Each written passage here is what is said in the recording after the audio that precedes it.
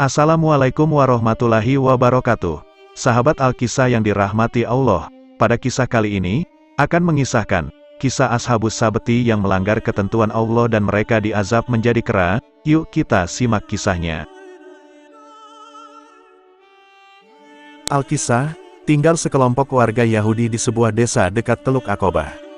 Desa tersebut bernama Ailah atau Iailat atau Al-Aqobah. Mereka terbiasa mencari dan menangkap ikan di pantai dekat Laut Merah tersebut.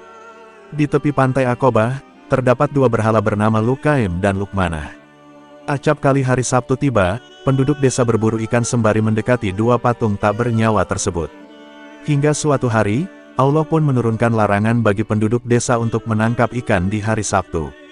Konon, Allah pernah memerintahkan mereka mencurahkan pikiran dan waktu pada hari Jumat. Namun, mereka mengatakan lebih menyukai hari Sabtu dengan beralasan Sabtu merupakan hari di mana Allah selesai menciptakan segala sesuatu. Kami akan berusaha untuk hari Sabtu karena Allah selesai mencipta pada hari Sabtu, ujar Yahudi menawar.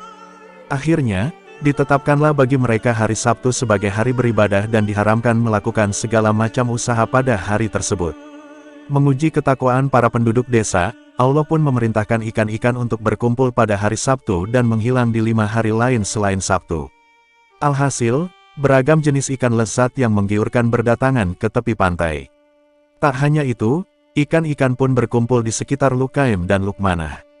Namun, pada hari Ahad hingga Kamis, ikan-ikan menjauh dari tepi laut. Untuk mendapatkan seekor saja, perlu usaha keras dan susah payah.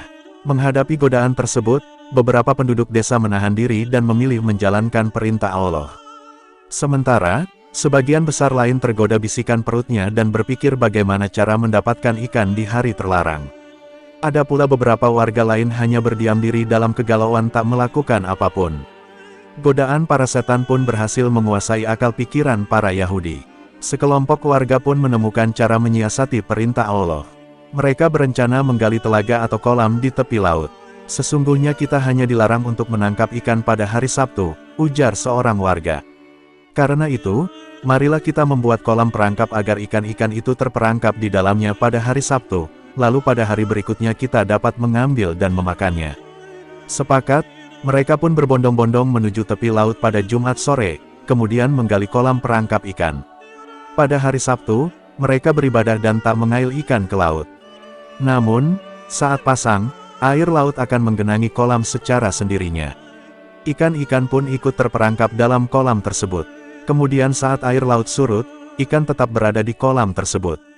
Keesokan hari, pada hari Ahad, para Yahudi pun mendapati kolam mereka berisi penuh ikan.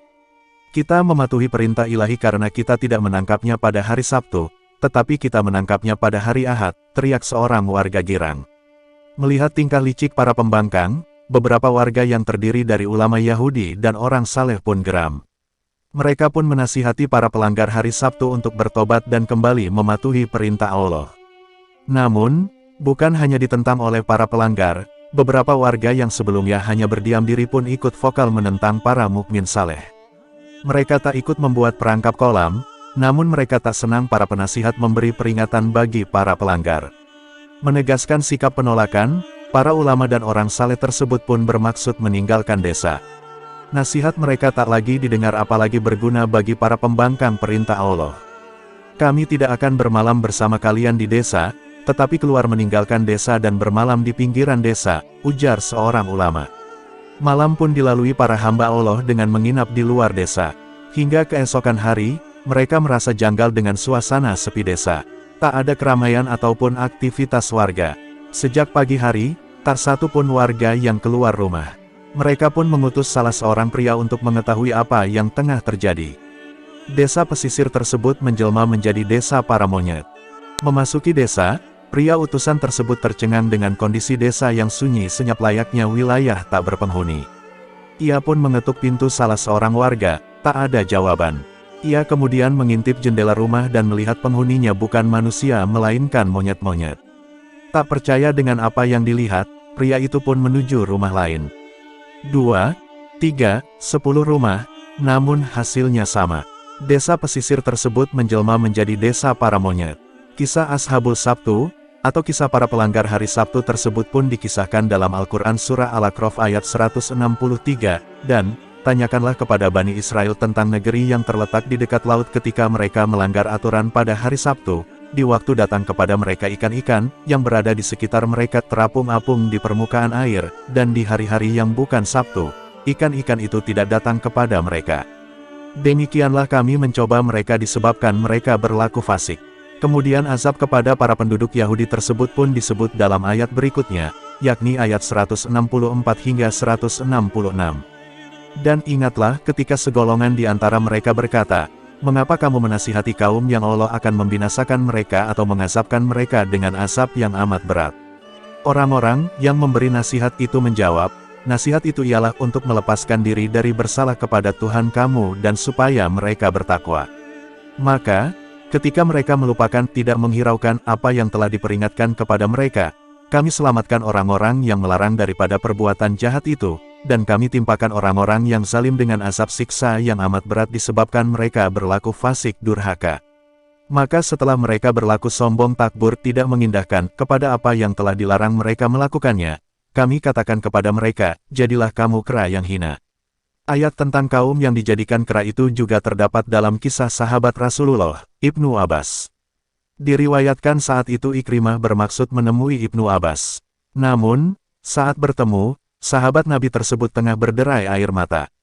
Lalu, Ikrimah bertanya apa yang menyebabkan Ibnu Abbas menangis terseduh. Ibnu Abbas pun menunjukkan ayat-ayat tersebut kemudian berkata, "Tahukah kau negeri Ailah?" Ikrimah pun menimpali, "Iya." Ibnu Abbas kemudian mengatakan, "Ada segolongan Yahudi di sana, datang kepada mereka ikan yang banyak pada hari Sabtu, gemuk-gemuk. Tapi, di luar hari Sabtu, mereka tidak mampu menangkapnya kecuali dengan susah payah." Ketika mereka dalam keadaan demikian, setan membisikkan bahwa mereka dilarang memakannya hanya pada hari Sabtu, maka tangkaplah pada hari itu dan makanlah di hari yang lain.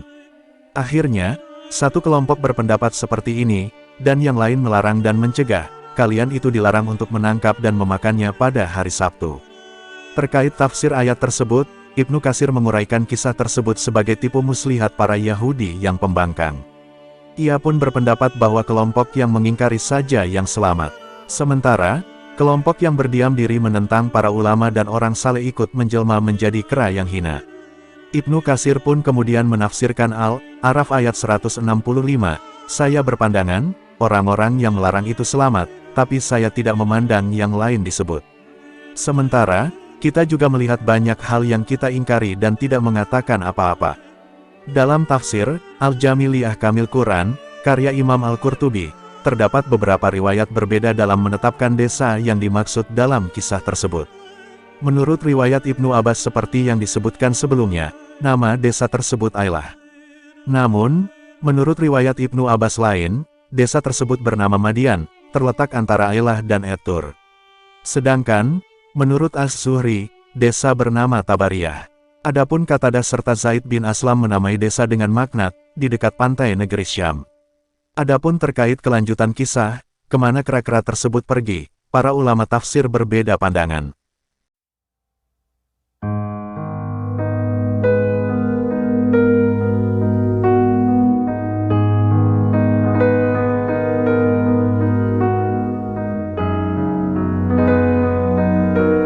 Baik, sahabat Al-Kisah yang dirahmati Allah, demikianlah kisah Ashabus Sabti, yang melanggar ketentuan Allah dan akhirnya diazab oleh Allah.